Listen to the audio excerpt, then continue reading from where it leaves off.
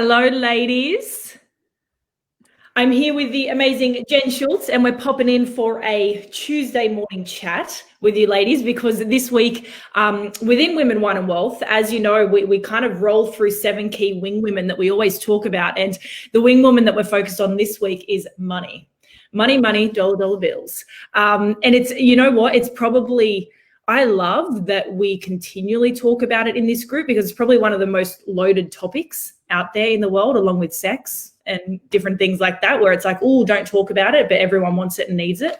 And it's double loaded when you add women to the front of it and women in the conversation. And so hey ladies, we want to really dive into it because we want to talk about why money really matters, but especially for women, and why we really need to start caring more and getting our shit together around money right now. Because I think, and just to dive straight into it, and we're going to chat with you ladies about why it matters, dumb shit that sometimes us chicks can do, and I'm guilty of it. Ideally, I'm not going to be as guilty of it, but we all do it and we can all learn from each other. And then really what's coming in the next 6 months in our economy, and some stats that you may not know about, and solutions, just things that we know that we can help guide each other with. But I think it's really important to understand first why money matters. And Jen and I will just go back and forth. But to me, I think it's, I think we often, I don't know if it's we go on autopilot or we numb the necessity of money, because numbing it out as in it's not my responsibility, or I hope that it works out, or I'm sure I'll get taken care of. Like, to me, that's all numbing tactics and all numbing language as to why money really matters. And we need to get off that. We need to get off the sidelines as women, and really understand why it matters. And let's just dive straight into that, Jen, back and forth with like what's going on right now in our world as women, and how we get to create so much more than maybe what our mothers, grandmothers and beyond did, and why aren't we? Yeah, Nick. I'm so excited that we get to have this conversation, because I think it's I don't know, so many of us are awkward about money, and it brings up a weird feeling for some people in their stomach, and there's all sorts of stuff going on there. And, you know, essentially there's 2 parts to what's happening around us with money. And we have an internal money stuff, which is our beliefs and our stories. And then we have external money stuff, which is actually the physical, how we treat our money, how we do with our, you know, how much comes in, how much goes out, and what happens to it while it's with us. And obviously they both impact each other, and we can't look at them separately and in isolation. But just talking about women and money for a start, I mean, money does matter. And so many women are, you know, will stand there and say, oh, money's not important to me. Money doesn't matter to me. But really? So I think that there's this, I think history has played a really big part in how we automatically think about and respond to and feel about money. And, you know, historically, women's relationship with money has been quite fraught. And so what I mean by that is you're a gold digger if you care about money, but as a woman, if you don't care about money, you're kind of a beggar or a thief or a tag along or a leech or a money sucker who just expects to be looked after or provided for or whatever. And, you know, we're really told that women should be about nurturing and care and love. And for centuries, women actually couldn't even earn their own money. Women didn't work. There were no jobs for women. It wasn't appropriate. And now here we are, and there's been so much work done on our behalf, hasn't there, in terms of we can have a job, we can start our own business, we can vote, we can have a say, we can have freedom of speech, we can access any sort of training and education that we want to, we can learn anything we want to do, we can, it's all possible. Are there more barriers for women? I do believe that there are, and I mean, Nick, I wouldn't call myself a feminine, and I wouldn't call a feminist. I wouldn't call you a feminist. But if we look at the realities, and if we look at the numbers and we look at the statistics, it's a bit tougher out there. And but that doesn't mean we throw our hands in the air and just, lay down and say, well, what's the point? That just means we have to work a little bit harder. And the way that I see it is our grandmothers, our great-grandmothers, our great-great-grandmothers, they have everything that they've done means we're starting at the 80-meter mark. We're starting the 100-meter race at the 80-meter mark. And yeah, maybe the men are starting at the 100-meter mark compared to us, but we're starting at the 80-meter mark compared to our great-great-great-grandmothers, or compared to women who are living in third world countries. So 80% of the work is done. And if we just sit back and say, oh, it's so hard, and I'll talk about why it is harder in a minute, but we just kind of give up and say we're happy well, enough's enough, this will do, then aren't we just letting them down, all the ones who've done all the work before us, to get us to be able to start at the 80-meter mark? So, the gender pay gap is real. Right? So women are paid less for doing the same work, and more often women do part-time work. And there's a thing called the motherhood penalty. So what happens is when women give birth to their first child, they usually do stay home and look after the child, and their earnings drop, and their earnings don't recover. It takes 10 years for their earnings to recover to their pre-child. Like, this is just looking statistically at all women in Australia. This is this current recession that we're in. And if you don't know we're in a recession, there's a clue. We're in a recession in Australia and potentially globally. But the 8% employment has decreased by 8%, over 8% for women, but only 6% for men. And the fastest growing rate of homelessness is in women over the age of 55. The average age of retirement for women is 52, and that's not voluntary. So they're being made to retire at the age of 52 because they're not needed anymore. Their job doesn't exist anymore. A third of women retire with no super at all. So I guess the thing is that we can't wait around for someone else to take care of us. We can't hope that the man that we choose is going to be our Prince Charming for our whole entire life and he's going to be there just providing for us. It's our responsibility to understand money, to understand the internal stuff we have with money and the external stuff, and work on both and create and use our advantage. The fact that we are at the 80-meter line, we've only got 20 meters. We're only 20 meters behind. We used to be 100 meters behind. And use that to our advantage and make the most of it. Not waiting for men to.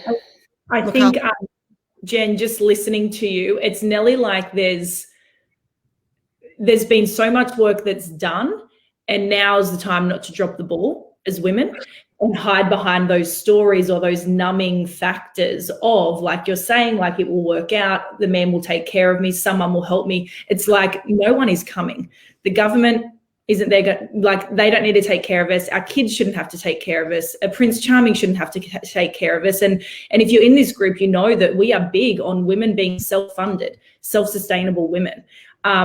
And like you said, there's so many barriers that have been overcome from technology advancements in the world that we live in today, and also public attitude moving forward. And there's still definitely obstacles, but it's like we're putting our own obstacles in front of us when we don't have to as well.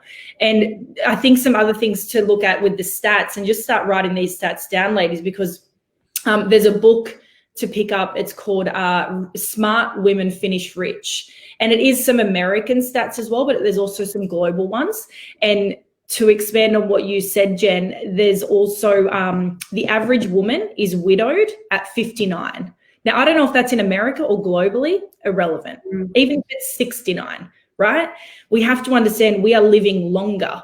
So not only is a woman's income not as consistent over her lifetime because of things like the motherhood penalty, because she becomes usually the carer for the elderly and kids and whoever needs her around. So we don't have the consistent income, which means we're not putting as much in super, we're not saving as much. So when we retire, we already have less, but we have a longer life to live.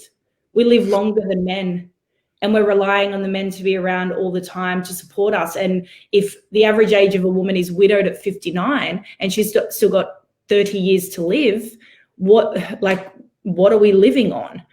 And you know, it's an in-your-face, like, it makes you think about it, but these are just the facts and the stats, and we need to get with the program. Well, and that's okay. That's exactly right, Nick. It's not okay to bury our head in the sand and just numb it and be too busy to think about the future, because so many of us are heading for a bleak future financially because we don't have much super. And what if something happens to the provider in the family? Like, so many life events can crop up. So many families, even with the male being the provider and that being consistent, aren't looking at their future properly. They're just, it's like people are just hoping and praying that the government's just going to somehow fix it all up. But that's not necessarily going to happen. And here we are with all these opportunities where we can create a business and work it from home, and we can create incredible incomes, 50 grand a year, 100 grand a year in a part-time way, 250 grand a year, 7 figures. I mean, 7 figures, we can earn 7 figures a year without leaving the house. That's unheard of in the past. And that's due to the advent of the internet and all sorts of cool different platforms and business models that are out there now that just weren't even available to us.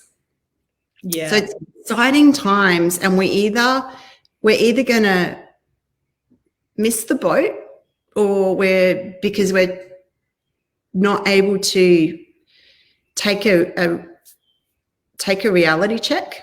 We're not brave enough, because to be honest, it takes bravery. It takes bravery to actually sit down and look at the numbers and go, am I going to be okay when I'm 40, when I'm 50, when I'm 60, when I'm 70, and when I'm 80? Am I tracking to be okay? And am I okay with just being okay? Because I'm not. I made a decision, Nick. I'm not okay with just being okay. I'm not okay with worrying about money every single day. That is not the life that I want to live. I've got 80 years, 100 years if I'm lucky on this planet. I don't want to spend every day having money impact every single decision I make. It's such a complicating feeling. And I know that we've been there, right? And everyone, I think, Jen, like, everyone has a different level of money. Like, depending on who you are, what you want, what you desire, you need a different amount and what life that you want. But don't kid yourself that you don't need it. Like, no one is going through this life as a free ride. And I know we speak about it a lot. We're like, women, and this is what like really excites us, is like we should be living unrestrained and restricted and unbothered. And the only way to do that is to be able to create and have the money and the security or that abundance coming in. Like, you can't get out of that. That is the way, is through that. And I just think, like, sharing, when we like go through these numbers, it's like, ignorance is not bliss. Like, women, we actually need to take financial planning more seriously. I've just learned this now in my early 30s, and I'm nearly going, far out, why didn't I do this 5 or 10 years ago? Some of the things that I'm now learning and getting coaching from an actual financial planner. And it's because of these stats and because of what the world is showing us. We actually need to take our financial future a lot more seriously than what men do, because of all the things that we've just shared with everyone. Well, the men aren't taking the financial futures of the women seriously. The politicians aren't thinking about how do we make sure women are going to have a secure financial future? It is up to us. And, 80% of care duties fall on a woman's shoulders, whether that's kids, caring for kids, babies as children, or elderly parents. When people are ill in the family, when family members become ill or unwell, 80% of care duties, and that directly affects our ability to earn an income. And we have an opportunity to change that if we want to, or we can just sit there and say, poor us. Oh, poor us. I'm always going to be broke. So let's dive into the dumb shit that us women can do. Yeah, and that doesn't accelerate this for us, because at the end of the day, all of these numbers tell us that we need financial acceleration in some area. We need to close the gap, because there's gaps for women with our money. And so we need to work out how to do that. But then when we go and do dumb shit, it kind of increases the gap of financial security and abundance in our future. And I've done, this stuff. But yeah, I don't know. Do we go into why we do this? Yeah, I was just going to say that. So I think we do dumb shit because two things. We either have stories. We have stories about money that are kind of part of ourselves, or we just we haven't been taught actually how to treat money properly, because maybe our parents didn't treat money properly, or our grandparents didn't teach our parents how to treat money properly. And so what's been passed along is just a faulty way to treat money. Or what's been passed along is just a faulty way to think about and feel about money, which impacts then the way that we treat money. It's like we've just inherited it. And we do. Yep. So that awareness is key. Yeah. And so just a super simple example, I inherited a belief that rich people are greedy, and to want more than I need is selfish. And so that's the way I went along, never wanting to do or think in a way that would create more than I needed, because that would be selfish. And one day, one person told me something and it totally flicked the switch. And I created a different story for myself. And my story became, wait a minute, if I only ever earn enough to look after just me and my immediate family, that's selfish. What's the point of my whole 80 or 100 years on the planet if all I ever did was just enough, only just gave enough value, did enough work, did enough of anything to just bring in enough money to just look after me? That's selfish. And see how that's just a completely opposing money story. But from then on, it changed the way that it changed the choices I made. It changed the decisions that I made.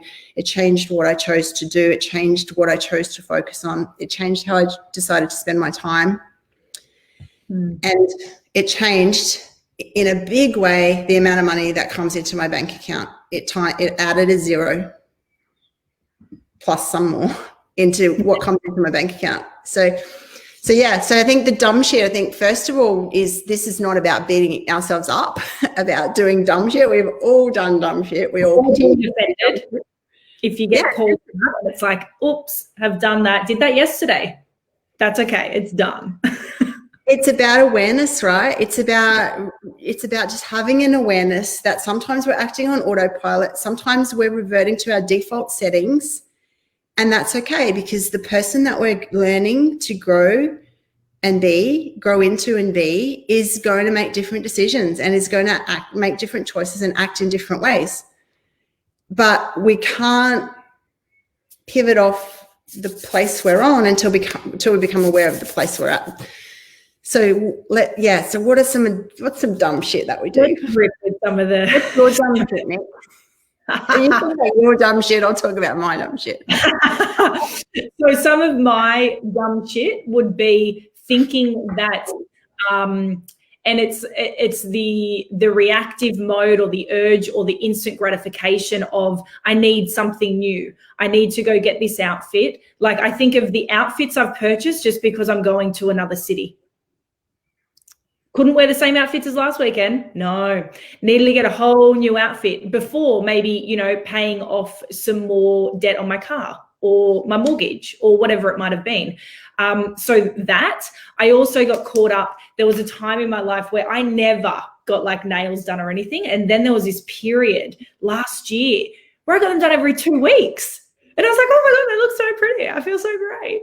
But really, it's like and then I did my financial cash flow with my financial planner. And then it was like the money spent on nails. And I was like, having it in front of me, like just right in front of me, I'm like, well, that's got to go right now. It's just not the priority in my life. It's not going to give me the financial acceleration that I need by spending money on stuff like that. Yeah. So you weren't thinking in terms of return on investment and needs. It was the want. It was the want. It was like necessities. Yeah, and it was this, right. And it's funny, Jen. I had a coaching session the other week, and I think I posted it somewhere. Oh, maybe it was on my stories. But my coach said to me, he said, "There's this beautiful thing that people are missing today," and he said it's caused by instant gratification. He said being able to set a goal where it's still far away and you hold yourself off from it until you reach that goal and have that reward. He said people are absolutely bypassing that beautiful experience now because we've got the credit card, we've got access to certain thing, and it's just like, no, I need instant gratification, so I'll just have it. And us as humans, we're missing this experience of setting a goal and what you need to do to get there and not getting it until you actually reach that destination. And we're completely like wiping the floor of that whole experience now because of instant gratification or want over need. It's scary. I think it's scary because there's this transition around what's normal. So our grandparents, they would never have spent any money that they didn't have already in the bank, right? Because there wasn't access to credit for starters. But they were just like, even most people's grandparents, if you think about their grandparents, most of them are still not okay with using credit. Because it's just their story, their way they've been taught is don't spend money if you don't have it. Then gradually it seeps in. Oh yeah, get a credit card, get another credit card, get another credit card. And I can't even tell you the number of women that I coach who are living at the end of their credit card. And I just want to say to anyone who's listening, that is not living. That is not okay. Living at the end of our credit card should not be an option. That is a suffocating way to live. And you can't possibly be making the right decisions when you're suffocating financially at that level. You can't make the right decisions. And that's not what credit cards are for. Credit cards aren't there so we can keep extending them and keep getting more and keep getting further into debt. And here's something, I mean, this is just going to make me sound like, we're probably going to sound like the most boring two old hags right now, Nick, but seriously, if you've got credit card debt, go and get a second job, go and get a third job and pay that sucker off, pay that all off and get yourself back in the black. Because living in the red is, see, and this is what I mean by norm. When it becomes normal, it's scary. If you're normal and all the people you hang around all are living at the end of their credit cards, that's a scary normal and that's not okay. And we're here to take a stand against that. Because that's the next step away from that is going hungry. And the next step away from that is not having a roof over your head. It's just one little life event. If you're living at the end of your credit card all the time, you're one little tiny uncontrollable life event away from homelessness. It's like, is no one realizing this? And you're also living in a state, people I think get so, stress is one of those things that it builds up. I remember when I was at uni, and as exams approached, it would just build, but you didn't really realize, you didn't think, oh my God, I'm so stressed. It was just this, but you realize that the day that you did the last exam was over, I felt like this massive weight off your shoulders. But we're living in a state of chronic stress. And a lot of it's related to money, and it doesn't need to be that way, and it shouldn't. We just need to start to learn how to think differently and learn how to treat it differently. And one of the rules that we have is don't put it on the credit card if we can't afford it. It's really that simple. So I have, 60 grand worth of credit cards, and I use them, but it's every month it's paid off. I don't pay 1 cent in credit card interest ever. Oh, and I would get a second job or a third job before I would allow myself to pay credit interest. That's just throwing money away. Why work so hard to earn money and have to pay tax to have what's left to then throw it away? That's dumb shit, actually. Dumb shit that we do. What's some other? What is? Sorry. Wait, no, you go, and then I'm going to ask you what's one of the biggest dumb shit moments that have stood out to you that you've personally done? Oh, that I've had. Well, let's go with that. I think. I've done a lot of dumb shit things that have cost me a lot of money. But it would be just taking too much risk, just throwing all my eggs in one basket and taking too much risk, and then having external circumstances change. It's exactly what I'm talking about. So here I am doing all this stuff, building properties, doing developments, thinking it's not going to change, it's not going to change, it's not going to change. Overnight, one thing changes. China decides not to buy any more coal mines shut down, no development required in particular town, $1.5 million down the drain, just like that. Because I numbed myself to the reality that at any point something can change. And so what that did, though, is the best thing that ever happened to me, losing that 1.5 million, because it made me swear to myself that I would never be in that situation again. And that I would always be prepared for the unexpected and always be prepared for the unexpected. So life will come at me with anything, take away my ability to earn an income, take away the ability for my family, my husband, to have any income coming in. I'm covered for 20 years. I got somewhere to live, and I got food. I can pay for food for 20 years. It's sitting there waiting. It's that right there. And I don't know what it's going to be. I feel like every woman, we're going to have a different situation happen. Like I've had one happen in the last, 8 months, and it's not as extreme as a 1.5 hole, but it still snaps you in to a frame of mind where it's like, I got to get my shit together to stop doing dumb shit. And I just hope that more women don't have to have the situation, because like you said, I was lucky I'm not in the position where I'm one bad situation away from homelessness or being hungry or being absolutely screwed. But every woman deserves a runway. Like we have to build our runway. You've got a 20-year runway. And I'd love to know, and maybe whether you're brave enough to put it in the comments section, do you have a runway? Like if all of the income stopped right now, if your job was taken away, how much do you have? And I can tell you my runway is not long enough. And I can probably put money on it without putting all my money on it, because no all eggs in one basket, but I put some money on it, that pretty much every woman in this group doesn't have a 5 or 10-year runway backing them. And what a different space to live life from, to have that. Nick, I think the stats are that most people don't even have a 3-month runway should their circumstances change. And I think that's one of the things we're going to talk about today is there's some changes coming. And if this is a surprise to you when we share the changes that are coming, that's a clue to you that you need to get your head more in the game, or the changes will hit you out of nowhere and you won't be ready for the unexpected. So let's, because here's the thing, to wrap up dumb shit that us chicks can do we know the difference between a want and a need? Do we know the difference between a liability and an asset? Like a lot of the time it comes down to this, but then what's under that is, why are we doing these things? Is it out of worthiness? Is it out of to feel more confident? Is it out of to look good for someone else? Let me buy that bag, that car, that house so I can keep up with the Joneses.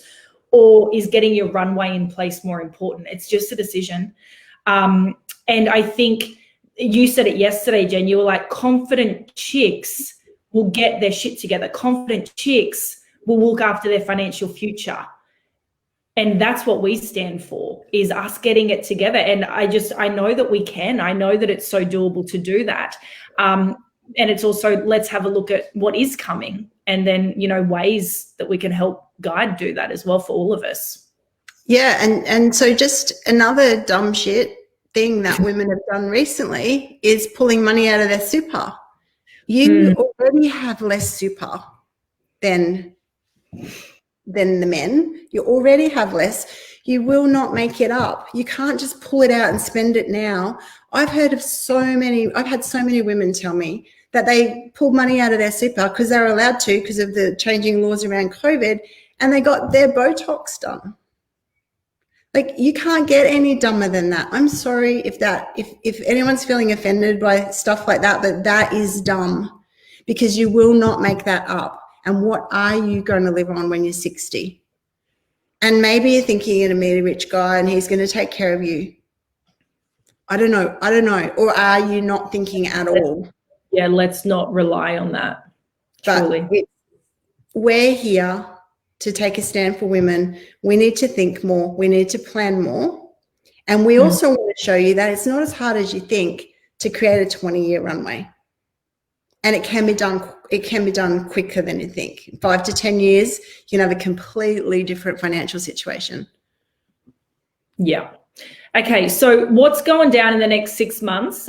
Jen and I were talking about this, and again, it's like, are we avoiding numbing the reality of this? Because I can see a lot of people, especially with, everything that's happened this 6 months in 2020 and, the job seeker got job keeper. Some people are earning more than they ever have because of these grants. And it's getting them into a bigger hole than they've ever been into, which is interesting. But we're just going to maybe write these down, because this is what's really going on. Free childcare is about to stop. What month is it? End of July, I believe. So free childcare is stopping. Next one. Yep. JobKeeper is ending end of September. No more JobKeeper. And Job Seeker is being reduced. Yeah. Mortgage holidays are ceasing in October. And that has decent implications, because if it comes back in October, people will have to resume their mortgage payments. And if they're unable to, the bank then has to rate that mortgage impaired. And if the bank has too many mortgages rated impaired, then the bank has to find more cash, which is not going to be readily available. And then the bank gets in strife. So banks right now are starting to phone around to people and say, hey, if you don't think you're going to be able to make your mortgage payment again comes October, then you might need to look at selling your house now and getting out now, before waiting until you have to, or until we sell it for you. But this is serious. This is really serious. And it's a couple of months away. And I wonder how many people are actually doing the numbers and saying, am I okay to continue to fund all of my outgoings come October? Because this is what we need to be brave enough to do the numbers. Look at what money comes in, look at what money goes out. I know it sounds so boring and so painful, and that word budget is just like, some days I would seriously rather poke my eyeballs out than look at the budget. But we have to have a clue here. We have to. And I get you say that, but like, I feel there's freedom in it. Like, there's also freedom in just knowing your numbers, knowing if you're set up, knowing what the budget is. I don't know. But I feel that there is. There is. We can get over the pain of thinking it's boring. But really, the reason people avoid budgeting is because it brings up all their money shit. And that's these uncomfortable feelings because of their money stories that they've chosen in their life to date. the other stuff to be aware of is, in case you haven't noticed, redundancies are being handed out left, right, and center. Redundancies are turning into just, sorry, your job is no more. There is no redundancy package, but there is no job. And so many of these jobs will never come back, and they won't come back for at least in the short to medium term. So the other thing that's happening is some people, and this should be a warning sign, some people are getting told to take a week of paid leave and everyone's taking another week of paid leave. So the question you should be asking yourself is, what happens when the paid leave runs out? Or I can tell you what happens. The next thing they say is take a week of unpaid leave and take another week of unpaid leave. Actually take a whole month of unpaid leave. Actually take 3 months. This is how it's going to go. This is how it has to go. So let's talk solutions. Well, yeah. So there's 3 types of people, really. Yeah. And especially when there's change in circumstance, people tend to react in one of 3 ways. And we get to choose which one we want to be. So the first group are the hope and pray group. I don't want to look at it. I know it's going to be okay. Breathe deep. Sure, everyone's in the same boat. Well, surely they won't let the boat sink. It'll be okay. Thinking. Yeah. Pray, hope, sit, wait. It's going to be okay. That's group 1. We're not all going to be from Titanic. We're just not all going to be that lucky. Yeah. Group 2. Group 2 run around like headless chickens. It's my fault, it's their fault, it's my fault. It's no one, it's everyone's fault except our own fault. The headless chickens never take responsibility, and they're anxious and overworked and just looking to blame someone else. Someone else. But the truth is they're headless because of their own lack of attention. So the third group are the group who are actively getting their shit together and who are planning now, getting their shit together now, because they're seeing what's potentially coming. And what if, Nick, you sound like doom and I sound like gloom. We're good talk today. But what if the doom and gloom doesn't come to fruition? What if it doesn't come true? Well, who cares? We got our shit together, so we're just even better prepared for goodness to come. But in my mind, there's just no choice other than to make sure we have our shit together. And we're thinking about how to create other income streams, because the world is changing and a new normal is coming, and we're not going back to the old normal. It's not possible. Yeah. So what is available to you? What can you learn? What do you need to learn so that you can do different things to create income in different ways? And believe me, there are so many opportunities out there for the people who are willing to learn and do. So many. So once we decide whether we're the hope and pray, or the get our shit together, then if we decide we're in the get our shit together group, Nick, what does that look like? One, probably learning stuff that we don't know yet, right? Because the stuff that I think the scary stuff is not in what we know. It's probably the stuff that we don't know. And it's this conversation. It's bringing on someone who can guide us. It's, looking at, like you said, how do I create multiple income streams? How do I partner with a financial planner? How do I get mentorship from someone who's got a 5, 10, 20-year runway?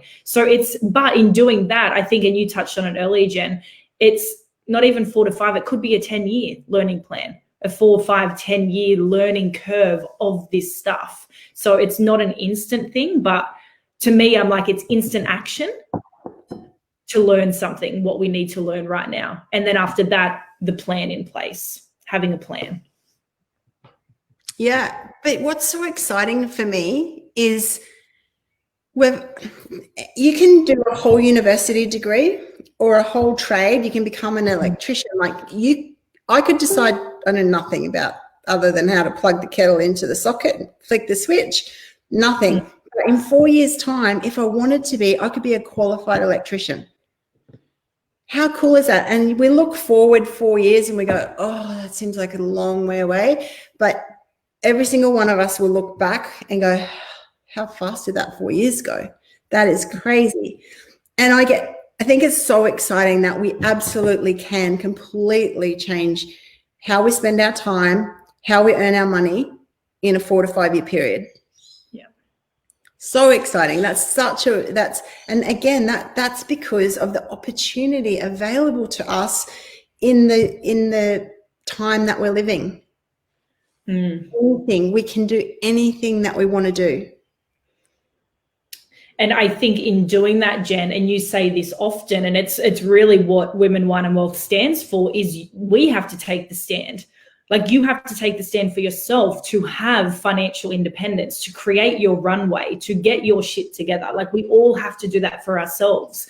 And then teach other women how to do that as well. As you said, Jen, like, living this life where it's just you take care of you, like, what a ripoff. When I listened to you for this last hour, and it's like, how many women can walk away more empowered and also catapult ourselves out of the bullshit, out of the dumb shit, out of the stories that we have, out of the bad habits. Like, we need something, and it's, I don't know whether it's just a decision or whatever it is, because like you said, we can learn everything.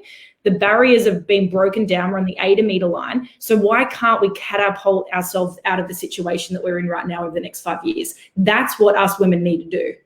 Well, we can, Nick, but we need a plan. And yeah. I know a plan straight away, it sounds boring, right? It's like, oh God, a plan, and not a plan I have to stick to. Oh, like, seriously, this is just sounding like no fun at all. And I know it sounds boring, and I know sticking to a plan at times isn't fun. I went through university. There was, apart from Friday night dollar pots, there was not a lot of fun, to be honest, at university. It was hard and it seemed to take forever. But we have to have a plan, and we have to stick to that plan. And because boring, it might be boring, but boring's better than broke. And when we come out the other side, we can have created whatever we want to do. But part of that plan needs to be understanding our money story, creating an awareness of what our money story is and how is it serving us. Is it serving us in a positive way or a negative way? Most people's money story is not serving it. I can tell you right now, your bank account's a reflection of your money story. So if there's not as much money in your bank account as you would like there to be, if lack of money causes you a few anxious feelings, then your money story is not serving you. So how do you become aware and understand your money story better so that you can consciously choose to create a new one? And you can do that very quickly. Within a month, you could learn enough that you can go and choose a new money story that is going to serve you so much better. And also, how do you understand your money habits? So becoming aware of your money habits and consciously choosing to create new ones. And that involves things like understanding what's an asset, what's a liability. When I spend money here, will I get a return on that investment? Or is it just basically like throwing it away with the maple leaves? Like, what is this just something to make me feel good because I want so-and-so to like me? Is that why I'm spending this money? Just because I'm actually seeking the approval of someone else? Is that a good enough reason to spend money? Or have I worked really, really hard today? Have I done everything I need to do? And I set a goal that I would have this reward if I did all the work. And now it's time to spend the money to give myself the reward because that's what I promised myself. That's very different than going, I don't feel like doing the work today. I'm going to go and have cheesecake and get a facial. Because, I can't be bothered. So it's time for us it's time for women to take a stand for themselves so that we can take a stand for other women, because we have to go first. We have to go first in creating financial independence. We have to go first in creating financial resilience, because when we learn how to do it and we do it, and Nick and I are here to tell you it's absolutely possible. If we've done it, you can too. once we do it ourselves, then we can teach it to others, and then they can teach it to others. And then the ripple effect is so incredibly powerful and positive. And that's really how we make the world a better place. And there's a generation of women coming after us. And so we either sit and wallow in our shit on the 80-meter mark that we were gifted, or we get off our butts and we do what it takes to allow our daughters to start from the 100-meter mark along with all the men. I don't know. Like, kind of the way forward. Yeah.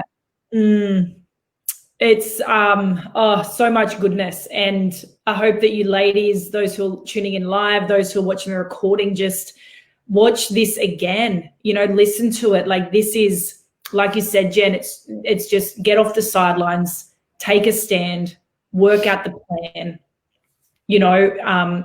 work out the money habits, the money mindset, all that stuff's going on. Just be willing to do the work, because if we're not, why would we treat ourselves so small? Like, if we're not going to do it, we're just treating ourselves so small. Because I think every woman in this group and every woman deserves to be wealthy in her way and deserves to live unrestrained, unrestricted, unbothered, fully fucking expressed with her shit together. So we are going to wrap it up there, ladies. Jen, thank you so much for chatting with us. Thanks so much cool stuff in there. I'm fired up. I'm about to get on a coaching call with another woman, so no better space to be in. Beautiful. Thanks, ladies. We'll talk to you soon. Yeah. Bye.